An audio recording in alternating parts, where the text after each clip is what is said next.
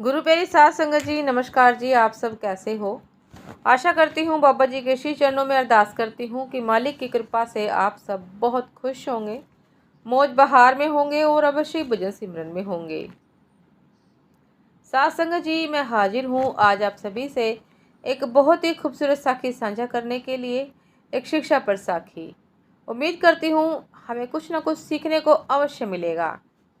साध संगत जी, समय न गवाते हुए शुरू करते हैं।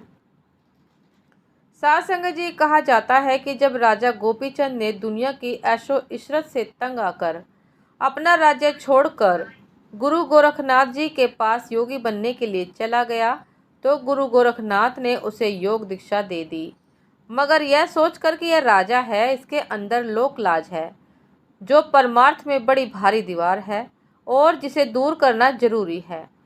उसने हुक्म दिया कि बच्चा, जैसा मैं कहूँ वैसा करो।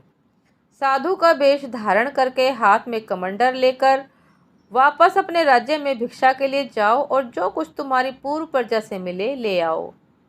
साध संगत जी, अब राजा होकर अपने शहर में जाकर अपनी प्रजा से भिक्षा मांगना कोई छोटी सी बात नहीं थी। गोपीचंद ने श्रद्धा पूर्वक अपने गुरु के आदेश का पालन किया। जब शहर में गया, लोगों ने देखा कि यह राजा है। जिसने पैसा देना था उसने रुपया दिया। वह आगे योगियों को देता गया और योगी गुरु के पास पहुंचाते गए। शहर में मांग कर फिर रानियों के पास गया। उन्होंने देखा कि यह तो राजा है। जो अच्छे कपड़े और गहने थे सब उतार कर योगी को दे दिए कि अब राजा के बिना ये सब हमारे किस काम के। गोपीचंद सब वस्त्र शिष्यों को देता गया और ये इन्हें अपने गुरु के पास भेजते रहे। साध संगत जी, अंत में गोपीचंद ने माँ के दरवाजे पर जाकर अलख जगाई। माँ ने उसे देखकर कहा कि योगी, मैं गृहस्थ औरत हूँ, तू त्यागी है। गृहस्थ का धर्म नहीं कि त्यागी को उपदेश दे, लेकिन इस समय तू मेरे दरवाजे पर मांगने आया है। मुझे अधिकार है कि मैं जो चाहूँ भिक्षा में दूँ। जो तू मांग कर लाया ये तो योगी लोग खा जाएंगे, तेरे पास कुछ नहीं रहेगा। इसलिए मैं तुझे ऐसी भिक्षा नहीं देती, बल्कि 3 बातों की भिक्षा देती हूँ। पहली यह है कि रात को मजबूत से मजबूत किले में रहना। दूसरी यह है कि स्वादिष्ट से स्वादिष्ट भोजन खाना। और तीसरी यह है कि नरम से नरम बिस्तर पर सोना। साध संगत जी, यह सुनकर योगी बोला कि माँ, तेरे उपदेश से मैं साधु हुआ हूँ, लेकिन अब तू मुझे क्या उल्टा उपदेश दे रही है। अगर कोई स्त्री कहती तो मैं उसे समझता। देख माँ, जंगलों में मजबूत किले और स्वादिष्ट भोजन कहाँ, इसी तरह नरम बिछोने कहाँ। वहाँ तो सूखे रूखे टुकड़े खाने पड़ते हैं, घास पर लेटना पड़ता है। माँ ने उत्तर दिया, योगी, तूने मेरा मतलब नहीं समझा। गोपीचंद द्वारा मतलब पूछने पर उसने कहा कि मेरा मतलब यह है कि तू दिन रात जागना, अभ्यास करना। जिस वक्त तुझे नींद तंग करने लगे, गिराने लगे, सताने लगे, वहीं सो जाना।